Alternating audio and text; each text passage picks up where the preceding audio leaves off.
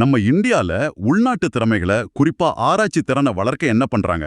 அது சம்பந்தமா ஒரு திட்டம் பத்தி செய்தி இருக்கு. ஆமா இருக்கு. நம்ம CSIR, அதாவது council of scientific and industrial research, அவங்க ஒரு திட்டத்தை செயல்படுத்துறாங்க. திறன் மேம்பாடு மற்றும் மனிதவள மேம்பாட்டு திட்டம். பேரு நல்லா இருக்கு. இதுக்கு மத்திய அமைச்சரவை இப்போ ஒப்புதல் கொடுத்திருக்காங்க. 2021-22ல இருந்து 2025-26 வரைக்கும் இந்த திட்டம் நடக்கும். இது யார குறிவைக்குது? இதோட நோக்கம் என்ன?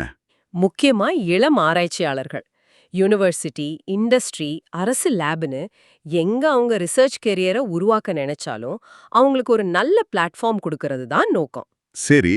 குறிப்பா ஸ்டெம் துறைகள்ல, அதாவது science, technology, engineering, medicine and math. இதுல என்னென்ன மாதிரி சப்போர்ட் கிடைக்கும்? இதுல 4 முக்கிய அம்சம் இருக்கு.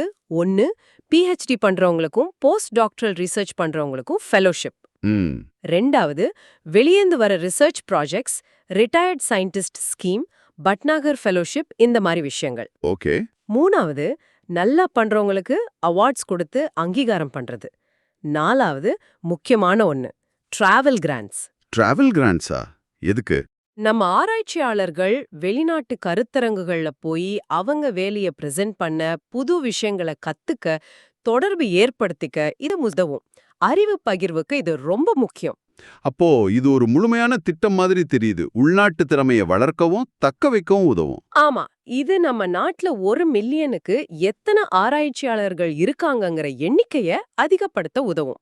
நம்ம நீடித்த நிலையான வளர்ச்சி இலக்குகளை SDGs அடையவும் இது முக்கியம்.